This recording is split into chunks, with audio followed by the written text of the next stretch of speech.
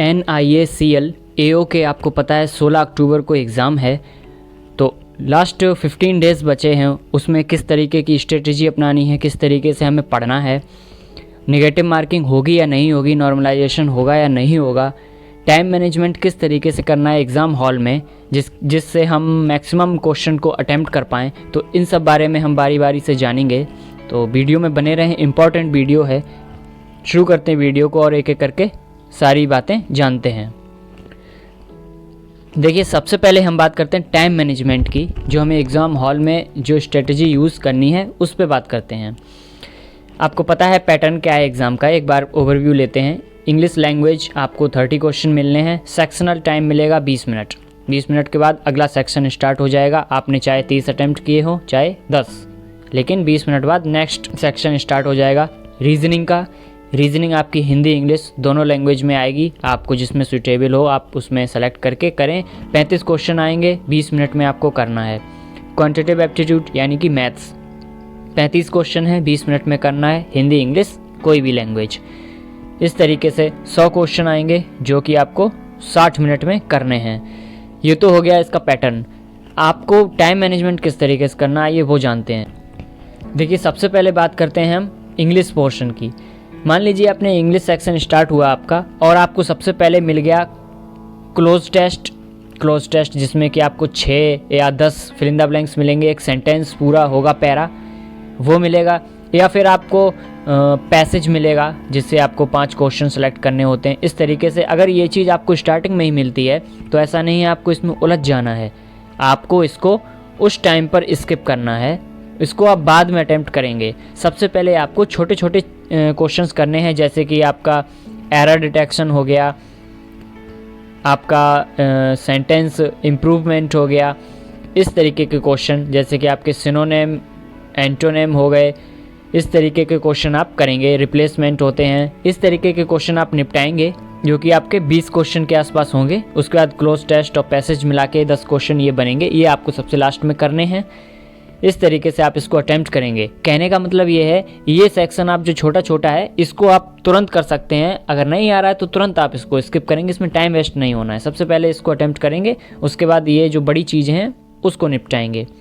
अच्छा, इसके बाद हम बात करेंगे रीजनिंग की। रीजनिंग में हम किस तरीके से अटेम्प्ट करेंगे।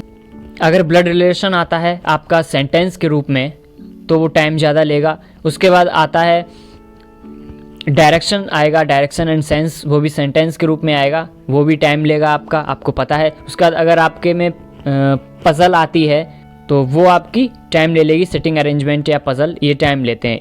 छोटी छोटी चीज़ें होती हैं जैसे कि इनइक्वालिटी हो गई, सिलोगिज्म हो गया, इस तरीके के क्वेश्चन ये आप छोटे छोटे सबसे पहले निपटाएंगे। देखा आया अगर किया, नहीं तो स्किप। ये क्वेश्चन आपको करने के बाद 20 से 25 आएंगे।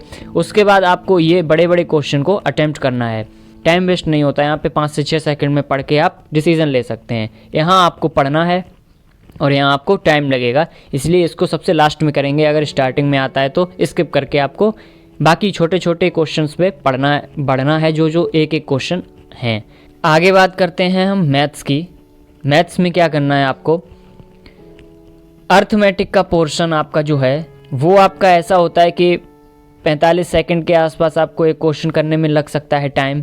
जो आपके छोटे छोटे क्वेश्चन होते हैं जो सिंप्लीफिकेशन के होते हैं, नंबर सीरीज होती है, इस तरीके के जो भी क्वेश्चन आएंगे आपके 20 के आसपास टोटल क्वेश्चन रहेंगे, ये आपको सबसे पहले अटेम्प्ट करने हैं। देखा 5 सेकंड में, अगर पढ़ने के बाद आया तो आया, नहीं स्किप कर दिया, टाइम वेस्ट नहीं है। उसके बाद जो अर्थमेटिक के क्वेश्चन है वहाँ आपको अच्छे से अटेम्प्ट करना है, और ज़रूरी नहीं है आपको सारे क्वेश्चन अटेम्प्ट करने हैं। एक बात आपको ध्यान रखनी है, किसी भी सेक्शन को, किसी भी क्वेश्चन को आपको ईगो पे नहीं लेना है कि नहीं मैं तो ये अच्छे से कर सकता हूँ, फिर मुझे आ क्यों नहीं रहा है। जो चीज़ आपने ईगो पे ले ली, समझ लीजिए आपका पेपर ख़राब हो जाएगा। आपको ईगो पे नहीं लेनी है बात, नहीं आ रहा है तो छोड़ दीजिए, उसी में भलाई है, उसी में टाइम बचेगा, उसी में आप क्वेश्चन ज़्यादा अटेम्प्ट कर पाएंगे। तो ये सब आपको ध्यान रखना है, इसी तरीके से आपको क्वेश्चन अटेम्प्ट करने हैं। आगे बढ़ते हैं, अब बात करते हैं नेगेटिव मार्किंग की और नॉर्मलाइजेशन की। देखिए, पूरा नोटिस मैंने पढ़ा है, जो भी नोटिफिकेशन था आपका ऑफिशियल, उसमें आपकी नेगेटिव मार्किंग की कोई बात नहीं की गई है और नॉर्मलाइजेशन की भी कोई बात नहीं की गई है, ना प्री में ना मेंस में।